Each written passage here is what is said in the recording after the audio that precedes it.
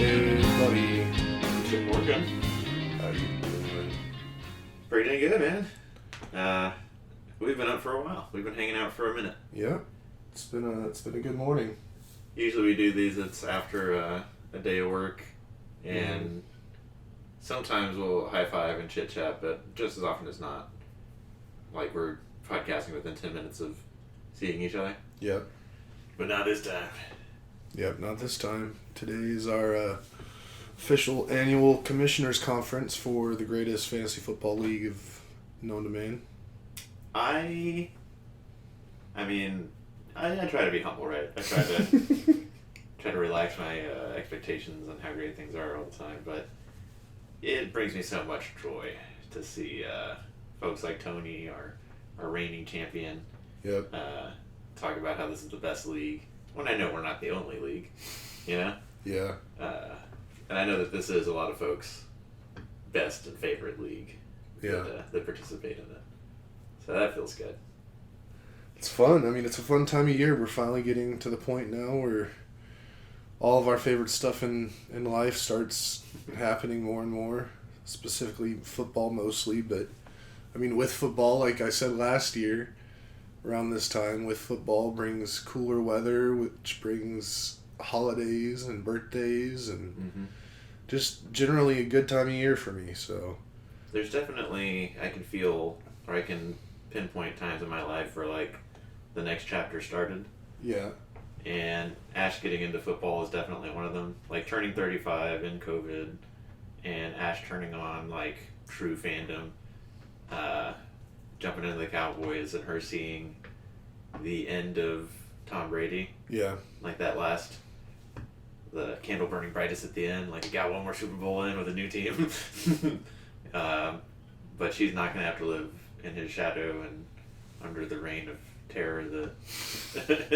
You mean terror? It's been a paradise. But at the same time, like, the Cowboys are resurgent. And, okay, the reason I brought it up is because at the same time that there's just so much talent going on that we now have, like, real, meaningful spring league football, like the football over the summer. Mm-hmm. And last year was the first time where it was, like, I can remember being, like, truly depressed. Like, I can remember real dark times, like, after the Super Bowl and, like, going into the Super Bowl of, like, man, we're staring at the abyss. And that XFL I really didn't care about. But USFL I got into last year and even more so this year. And in no small part because Ash is like, fuck yeah. And real into it. So USFL ended a while ago now, but I feel like last year and this year, the no depression there. No. Staring into the abyss and the emptiness.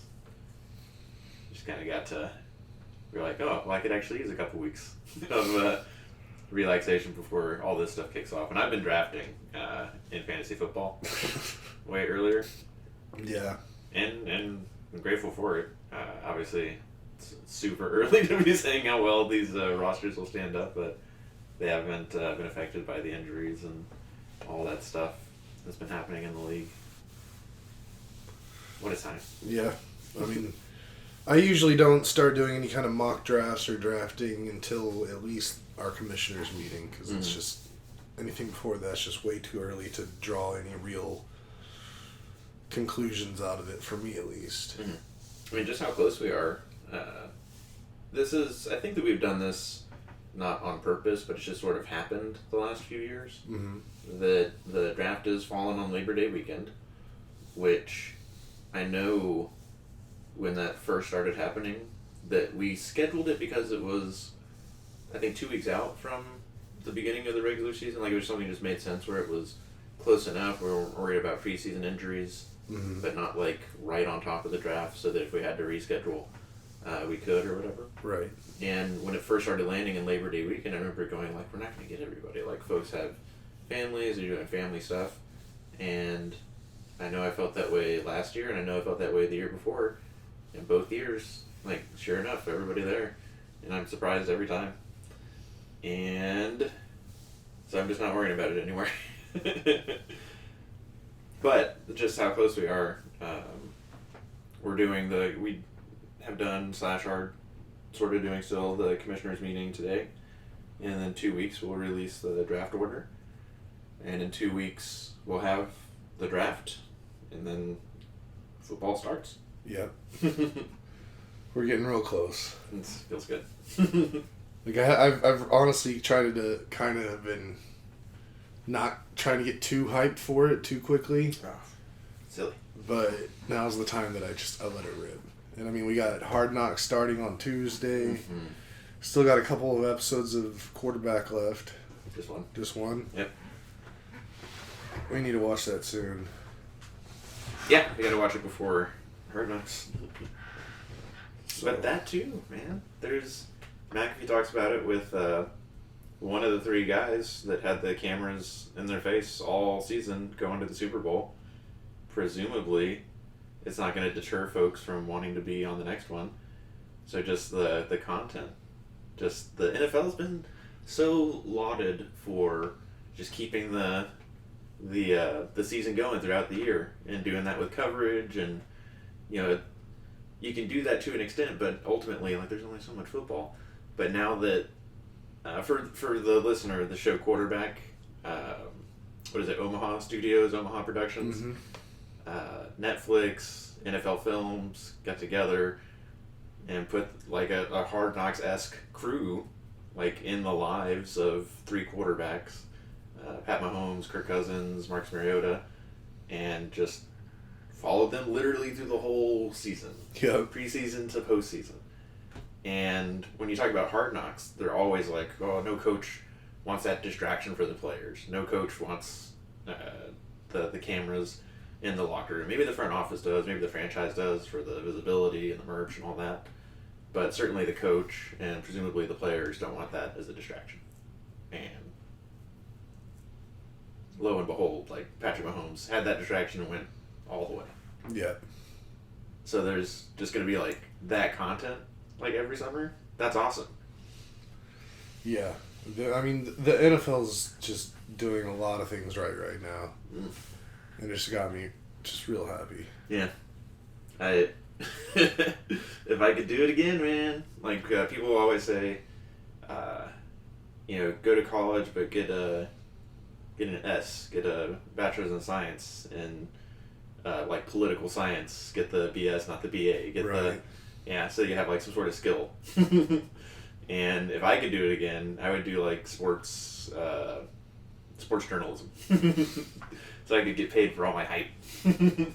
That would be legit. Mm-hmm. I mean, you could still do it. Presumably. I mean, look at Shea Serrano. Mm-hmm. He was just a high school teacher, and he was just like, I don't want to do this anymore. So he just started writing about sports, and now he's very wealthy and very successful in that realm. I did daydream pretty hard recently and was like, what if I had my own fantasy football site where the things I don't like about the platforms today, if I would want to include a Nathan's custom weighted algorithm of here's how I think about how I rank my players and how strength of offensive line, rate that on a 1 to 5, the coaching, rate that on a 1 to 5, and just build offensive propensity, defensive propensity, and measuring against that. And how if you don't like how I score it, here's an open API where you can change. I've got this one offense as a 5 out of 5 because the coach and the line and all the things I care about are this way and that way. But if you disagree here, you can change it from a 5 to a 4 and make your own. Yeah. Blah blah blah blah. But I think a site called Fantrax already does that. Yeah, it's real hard to have a unique thought or idea that someone hasn't already done before. Mm-hmm. But yeah, if we can find a way to monetize football, it'd be pretty great. Yeah. But also, my conservative, right?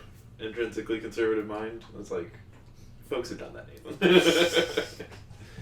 Don't mix up your hobbies and your employment.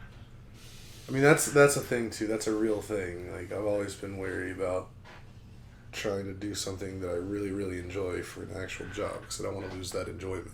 Mm-hmm. But at the same time, I think it'd be hard to lose the enjoyment for football. Yeah, me too.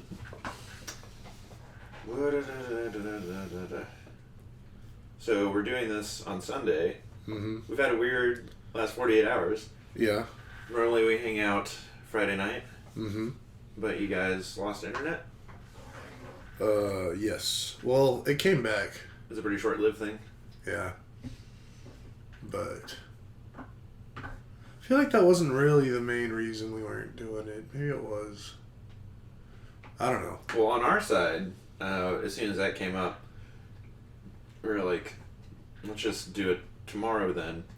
And then as soon as we moved to, we'll hang out with the guys tomorrow, it turned into, well, if we're not going to hang out with the guys, maybe we should go downtown and grab some ice cream, grab some Thai food, and chillax.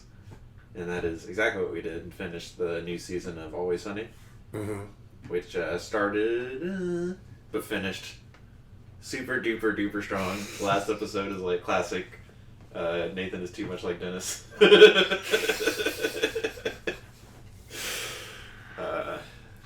It was awesome.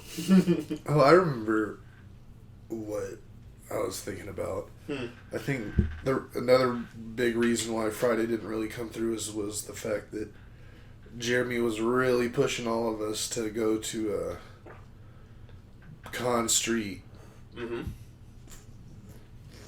Well, I don't even... Farmer's market, not really like... Collective vendor fair or something. On Saturday morning, so that just kind of turned into the hangout. Yeah. More so than... So we really didn't push for Friday. So we could have done stuff Friday here without the internet, but we also had something that we kind of needed the internet because we needed to get some business done as a group. Yeah, so Friday night we had a great time. Me and Ashton chilling. And then, yeah, man, Saturday... You guys were like waiting outside our house to go to the Pecan Street Collective. Yeah, I don't know what that was all about. Yeah. Followed you, went there. Strong collective vibes. I don't know what I was doing there. I mean, other than just being there for Jeremy. But that's not my scene. Mm-hmm. It's kind of my scene. It definitely was your scene. But as much as I love those things, it was like a very low-powered version. Yeah. Yeah. Me and Ash were standing in the background making fun of you. Cool. I got some salsa, got some banana pudding. Ash got a cinnamon roll. I've been on a real cinnamon roll kick lately. Yeah. Been real good. I don't know, it just comes and goes. Have you ever... Well, I doubt you've ever have because you don't eat like shit like I do. I hope you're going to say what I think you're going to say. Go. I was just going to say H-E-B has these like 2-bite cinnamon rolls that you can get. Total opposite direction. Where did you think I was going? These big Pillsbury ones that also have like orange flavor in them somehow. Nah, that's gross. I love that shit. You're disgusting. Fruit has no place near a cinnamon roll. Fruit, sugar, cinnamon roll. Yeah. I guess I take it back. Back in the day... Okay, so this is another thing. I'm just going to go on a quick cinnamon roll rant. Here we go. So, I mean, again, you don't eat bad, so you probably haven't noticed this. But I don't know. Back in the day, and by back in the day, I mean maybe 15 years ago, maybe even less than that. But then, from then back through all my life, there's all, like, Pillsbury and other companies, like, had, like, cinnamon rolls that would come in, like, these... It'd come on, like, a little cardboard little thing, and it'd be in a bag that was kind of tied up at the end like a loaf of bread would be, and sold at stores. And then they also, like convenience stores and stuff, they had like the same thing, but it was only 2 cinnamon rolls in a little package versus like 8, which is in the big package. Well, those just don't exist anymore. And it's a real bummer because I really like those.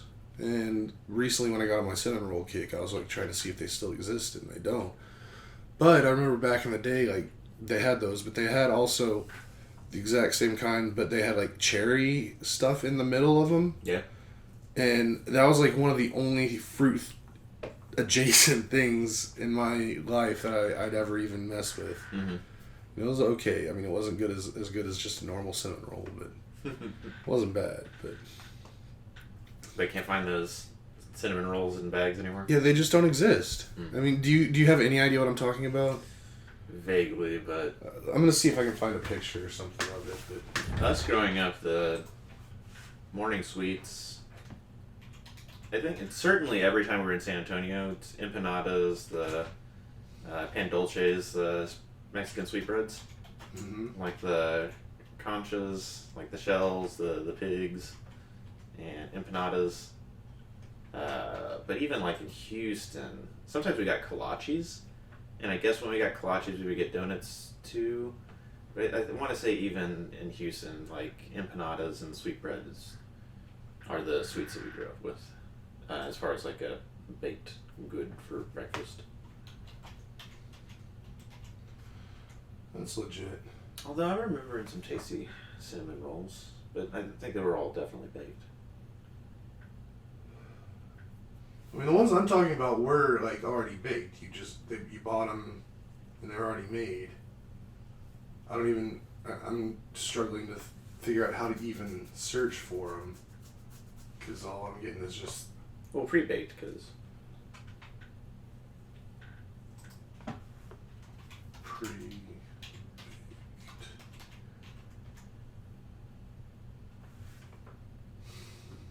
Yeah, they all want to sell you something you bake at home, huh? This is one of those things where, like, I forgot there's a word for it, or a phrase for it, but, like, something that you existed, but then, like, turns out kind of didn't. Are you thinking of a Mandela effect? Yeah. I mean, I know, like, I'm too fat to think I made it up. Like, those made me fat, so. I don't know. We can move off of this, but. Well, so we did the farmer's market, and then we split up so Ash and I could do some errands. We still have to insulate the garage door. I've got to do some schoolwork when I get home. But then after that, we got back together again in the afternoon yesterday so that we could put into stone our plans for Colorado as far as lodging. Because we had reserved a behemoth of a house when there were going to be 6 of us going out there. Like 5,000 square foot. Yeah. Basically, mountain mansion. You know, there's only 4 of us, so we resized, and that took damn near 4 hours. Yeah. And not gonna lie, I was, it got better the longer it went, but at the beginning, yeah, I was beside myself. I could tell. I was not having a good time. I mean, right at the beginning, like, I could definitely tell there was kind of just something in the air with everybody, pretty much. I mean, I know Jeremy, he really didn't want to switch off the place that we had already landed on. Yeah. But that was just way too expensive. Yeah. And just to kind of get the whole thing going took a little bit. I almost stopped you several times. Very impolitely. With my typing? Yes. Yeah, I mean, so I did that on purpose. Because... No, that didn't make it better, Kelley. Well, I wasn't worried about you. I didn't think that was going to get you so bad. I felt that me doing something like that would... So what I did is I'd found another place for us to look at. And I saved the URL on my phone. But it was one of those, like, super convoluted URLs that's, like, 500 characters. Mm-hmm. And I went and I was just reading it off my phone and just trying to manually type it in one-handed with my... So I still got a bum arm, and it was taking a ridiculous amount of time. And I really was doing it to just kind of break the tension and to get people to, like, just start doing interaction. Because I knew I was it was gonna bug some people that I was doing that. Mm-hmm. So I just kind of wanted to just get juices flowing. I guess the wrong juices were flowing. I mean, I did anticipate kind of annoying some people, but not to the point where it was actually going to cause a real issue. Mm-hmm. But eventually it worked. Everybody kind of jumped in. Like, I was originally thinking Jerry would jump in a lot quicker, because usually when I do something kind of around technology that's like the complete wrong way to do it, yeah, he really can't stand me doing that and just kind of has to engage and like do it a better way, mm-hmm. which is kind of what I was fishing for, to kind of engage him, just because he was the one that kind of, I think, needed the most pushing to change from our original place. I think it kind of worked. I guess it had other ramifications that I didn't plan for, and I apologize. I guess I should have let you know what I was doing beforehand. I was, not in on the joke. I mean, no one was. It was only me. Yeah. And, yeah. I'm sorry, dude. I almost blew my top. Almost lost control there for a minute. Well, I appreciate you for not. I think at the point that you said, like, about 50% there, we were like, what? Yeah, because that was a good at least like 5 minutes of me typing before we got to that point. In retrospect, it's silly, but yeah. It was hilarious last night, because like later last night, like just out of nowhere, Ashley just texted me. She was like talking about how she just started laughing about me typing in that URL.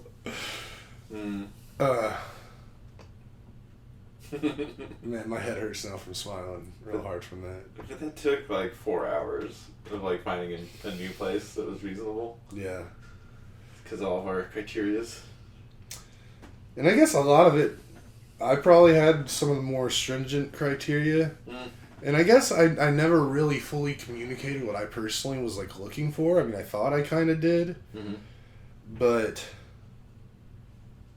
I mean, I guess according to Ashley, I'm very picky about certain things, and at least in this whole thing. There's stuff that you would categorically dismiss, where we were like, you can't just dismiss it on like a color scheme inside. You haven't seen any of the views. You haven't seen like how many bathrooms there are. You're just like, the vibes are off. I mean, were there any that I said that to immediately that we looked into and were like, oh, Kelley was wrong? That's the answer. But it ended up taking us like 4 hours to do that. And going in, I had ideas of, let's say 20 minutes, 30 minutes. I mean, nothing ever goes smoothly when all four of us are doing something, because I mean, we've historically are not very good at making decisions as a group. It's caused me anxiety. It's definitely caused me anxiety too. I don't know if you could tell, but Ash and I had already gotten worked up about it because of how the collective thing had went. Mm-hmm. And I was like, this isn't... When I said, like, it'll take 20-30 minutes, that was me saying it should only take 20-30 minutes, because Ash was like, we're not going to have time to watch a movie. And I was like, no, this should only take 30 minutes. We should have enough time to watch a movie. And then you doing what you did so early on was part of, like, why I was going to freak out. Like, this is the exact wrong time. Yeah. Well, I mean, in the end, I think this is a huge part of the people in this room, is that we love each other and we value each other's friendship and companionship. Mm-hmm. But it doesn't just happen. Like, you gotta grind it out sometimes to make decisions as a group of 4 people. I mean, to be fair, like, at least to me, I know it took a long time yesterday, but it definitely did not feel like we were sitting there for 3.5 hours working on it. I know, but that's not a good thing. I mean, it's not that bad. If you use all day, and it's like, oh, I thought that was only 3 hours. Well, yeah, I still have to go to sleep in like an hour. I mean, you weren't going to sleep at 7 p.m. No, but that's... Because it didn't feel as long as it took doesn't mean it's okay.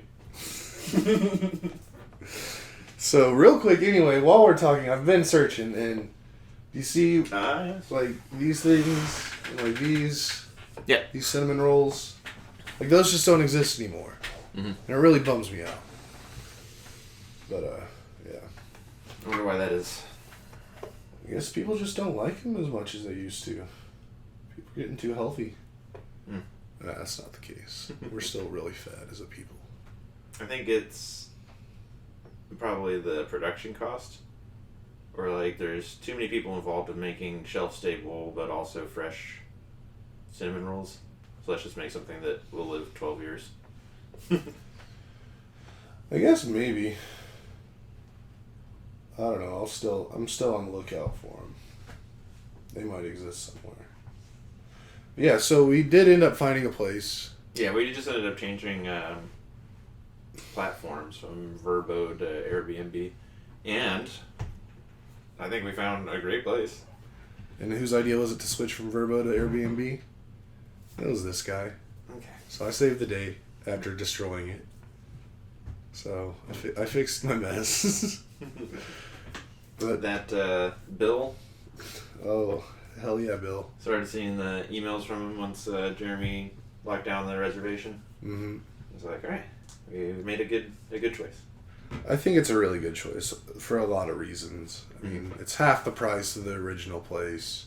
Elevation not as intense. The elevation is nowhere near as intense. It's sub 10,000 feet, which really was, like, it has been in the back of my mind because, I mean, out of all four of us, I'm probably most susceptible to having adverse effects to altitude sickness. I know, Ash, it's on Ash's mind too, because she's always feels dehydrated. You know, like, that's going to make you have headaches and feel sick at altitude. I mean, I stay very hydrated all the time, so that part wasn't. But I just didn't want to go and spend all this money and then just be sick the entire time. Right. So now that we're staying somewhere that's sub 10,000 feet, I think it'll be a lot more manageable. And I'm still gonna go, like, I still want to pick up some, like, oxygen canisters and stuff just in case. Yeah, $20 Walmart. Yeah, might as well. I feel much better about that. The views look really good. Still got a hot tub. Mm-hmm.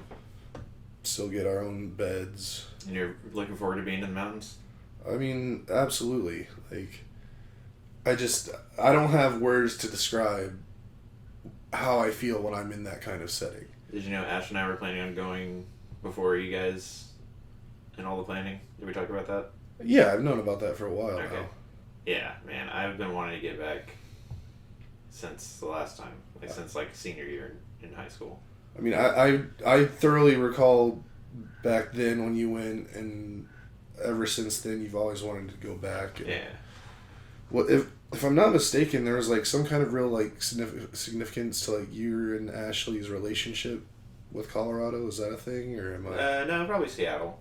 Okay, That Seattle. was the one. When we were in PTK, we went to Seattle for a conference. Yeah. Yeah, man. I mean, just seeing the photos and stuff. Like, Ash doesn't get it. Like, Ash doesn't get, like, why I'm so excited to go back. Yeah. And she's like, if the guys weren't going, would we still go? I'm like, yeah. I mean, I guess she's just not really a mountain kind of person, I don't think, but I really appreciate her going along with this, going out there. I mean, it really helps that you were going to make her go regardless.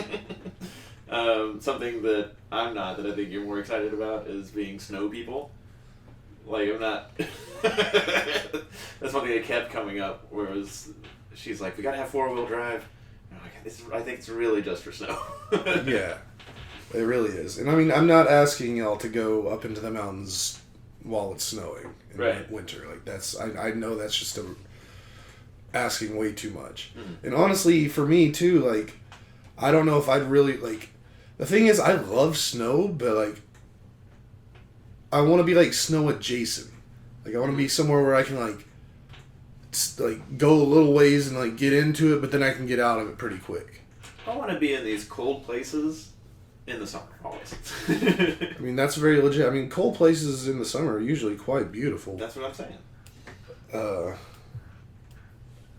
I mean, I've been doing my thing that I do all the time, just every once in a while, like, looking for mountainous places to potentially move to.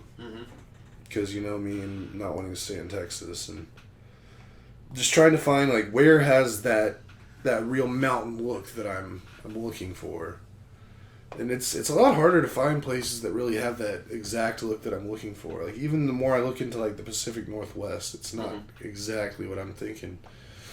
And it really sucks because as of now, the only place that I've really found that kind of has basically what I'm looking for is like Alaska. Mm. I'm not trying to move to Alaska. But are we sure about that? No. I do have, like, in my head, this Pacific Northwesty. It must have been when we were coming down from Mount Rainier. Mm-hmm. But just this picture in my head of just, like, giant trees and looking down off a cliff and more trees and, like, a river and just, like, lush tree life and wanting to be there. I hope the part of Colorado so we're going out there days earlier so we can go to Rocky Mountain and get Ashley's passport book stamped. Yeah. But also just do the hiking and all the high cardio stuff that we don't expect to drag you and Jeremy through. Right. Yeah. And then I really hope that has a little bit of what I'm craving. But even if it doesn't, I just can't wait to be, like, at elevation, just big vistas, big views. Mm-hmm. I'm looking forward to it so much. I mean, I'm right there with you.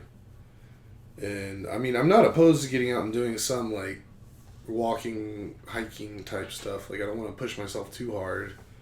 But if I'm ever going to do it, those are the kind of places I want to do it. No, we're talking about, like, reckless cardio. Like, well, no, I'm not talking about your kind. I'm talking okay. about, like, yesterday after you guys had left, Jeremy and I we watched a couple videos on YouTube just about, like, what to do or what's going on in, like, Colorado Springs. Yeah. Because that's going to be, like, the closest big-ish town to where we're going to be staying. Mm. And there was, like, a couple, like, little hikes that someone went on in these videos. And it just looked ridiculous. Like, one of them was, like, what was it, the Garden of the Gods? Yeah, I'm looking forward to that. Looked just absolutely ridiculous. And there's another place called, like, Seven Falls or something, where it's, like, this one big waterfall, but it's, like, 7 different falls make up one giant thing. Yeah. And it's just ridiculously beautiful.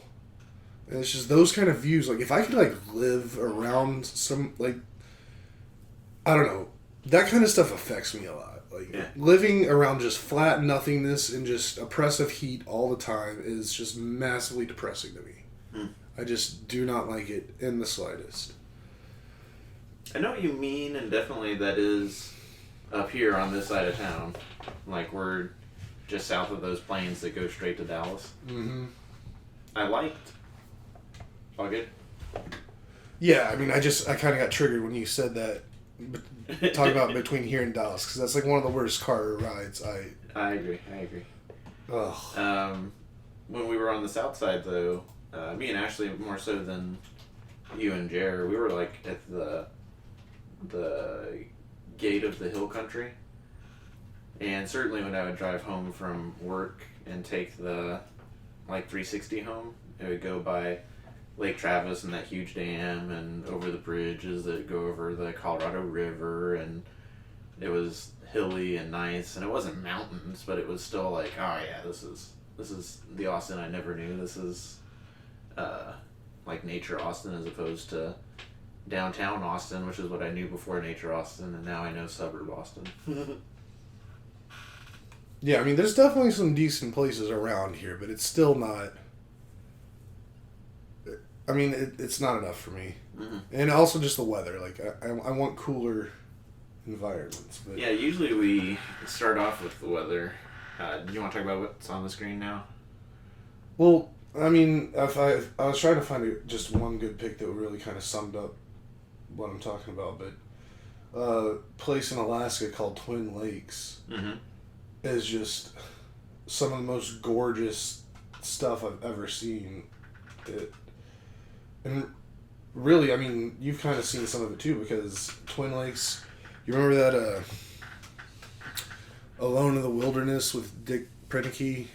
And the guy that built his own cabin and all that? Yeah. Yeah. That's where it was. It was Twin Lakes, Alaska. And ever since I've seen that documentary, that area, it's just, that's what I'm talking about. Like, I just love water next to mountains. Sure. That, my heart. I really want to go visit Alaska at some point, for sure. I just don't know about moving there, because, I mean, a big thing about wherever I move to, I want to be, like, close enough to, like, an airport that I could fly somewhere to, like, get to places and not have to fly 6+ hours to get wherever. Or not have to connect in 3 different airports. Yeah. And that's tough. But... How do you feel about the no sunlight for months on end? I fucking love the idea. Alright. I don't like the sun as is, so I could definitely go a long time without really having it. I mean, if that's the case, I think that Alaska might be a great fit. I mean, the only downside to it for me is just how far away it is and how, like, to get to anywhere. Yeah. And another thing, too, is, like, I've really come to realize that whenever I decide I'm going to move, y'all aren't coming with me. Jeremy isn't going to come with me. Mm-hmm. So I'm like, I'm not going to have anyone. So I want to be able to, like, come back and, like, visit frequently and have somewhere where y'all can come visit me easy enough. Mm-hmm. But, I mean... we got an Alaska Airlines desk or whatever at Austin Airport. Presumably they have one-ways. Or they have non-stops. I'm just trying to see real quick how long that flight is. I mean, so far I'm not seeing any directs. How do we have an Alaska Airlines then? Here's an Alaskan Airlines flight with a stop. I mean, so it's basically like an 8-hour flight if it was nonstop, it looks like. Mm-hmm. Because here's one where there's a 55-minute layover in Seattle, and it's a total of 8 hours and 53 minutes. So that's a really, really far away. Yeah. Alaska's a big place. I mean, Anchorage is even, like, at the very bottom tip of it, too. So it's... I just don't know if if y'all wanted to come with me, I'd be down for sure. Because, like, I don't travel that much otherwise, so... Whatever, but, I mean... I know nobody's would move to Alaska with me. Probably not me, Nash. I mean, I know. And I mean, not Jeremy. Jeremy's too locked into his state job. He wants to retire with the state of Texas now. Yeah, that's true. So... I don't know, and I've just been thinking more about that whole move thing, and I mean, it has to happen, but I might just, like, commit to, like, a 6-month to a year move, and just see how I can do on my own, and if I just get too lonely and I miss y'all too much, I can just move back. You know who knows about living in Alaska? Spencer. We went off my notes so bad, because we just jumped right into talking about the commissioners thing. Yeah. But on the topic of weather, I start out with... we're a weather podcast, a sports podcast, a media podcast. Our hot weather situation was already so intense and so consistently intense, but we took it to another level this last week with the red flag warnings. Yeah. So we've got so much plains between here and Dallas, and all of it's dry, and some of it's catching fire now. You had a fire pretty close to your house recently. We did. I didn't see any evidence of it, but yeah, at the corner, I guess I don't need to name street names, but at a very close corner with a pretty good sized field, there were fire trucks there, apparently. I'm tapped into, I am subscribed to the emergency notifications for Pflugerville. Yeah. And I got one for the fire previous to that, but I didn't get one for that fire, so I think it was pretty small. Or it must have been pretty small. But, yeah, when you said where it was, I was like, nothing's going to happen, because so many people there, and this isn't California. Like, as Texans, we see fire, like, close to houses. It doesn't have to be our house. We're going to get out and do something about it. Ash and I have literally, like, pulled over to put out fires, and, like, within moments of doing so, multiple other cars pull over with us, and we're just stomping and pouring water on fire until a fire truck gets there. I don't know what California and Californians' problem is. Like, is it just like, oh, fire's cool, but that's not how we roll here in Texas. So, yeah, when you said where it was, I was like, oh, that's pretty close, but also, like, I'm not worried about it. You're silly. You did great at Madden today. I had in my notes to make a joke about you having to do My Left Foot, which is a Daniel Day-Lewis movie, and a reference that nobody listening will recognize except for my mom. Hello, Mother. I love you. Shout out. Got those photos from Tony. Yeah. Tony totally understood the assignment and nailed it. Anytime somebody wins a trophy, they should be taking pictures of it like every month and rubbing it in everybody's face. And Tony didn't exactly do that, but he definitely made up for not doing so with like 14 photos of him and the trophy that some of them are just in SFW. But only like softcore, so. Yeah. Yeah. And then we watched They Cloned Tyrone and the new Mark Norman comedy special, but we can talk about that later. Nice. Because it's noon. It is noon. You got a lot of stuff to do today? Yeah. Gonna do that installation project. I gotta get some schoolwork done. And probably still hit the gym. And I have like 6 other things. I know Ash is awake because I've seen the ring go off telling me that she's watering the flowers in the front, which is a little cute little heartwarming thing that I get to enjoy, that I've been enjoying, because I'm always, I wake up before her all the time. Right. And I'll be tip-tapping away in the office on the keyboard and then see her go out and water the flowers, and it's cool. But that's it for me. What about you? No. I don't really have anything else. Alright, I'm gonna head to HEB and then go home. I'll keep working on the document that we were working on, and send it over to you to make sure that we're good to go there. And then I'll take everybody's address. I'll mail out the little something to everybody for Tyrannosaurus Tex. Anything else? I think that's it. I feel like I'm wrapping up a conference call. Alright. Our next steps. Yeah. Alright, yeah. I mean, that's it for today. We'll reconvene next week. Talk a little bit more about what's going on in the lives of Nathan and Kelley. Yeah. And until then, everybody be safe. If you made this far, don't forget to like, subscribe, hit the notification bell, tell your friends. And we love y'all. See you next week. Bye.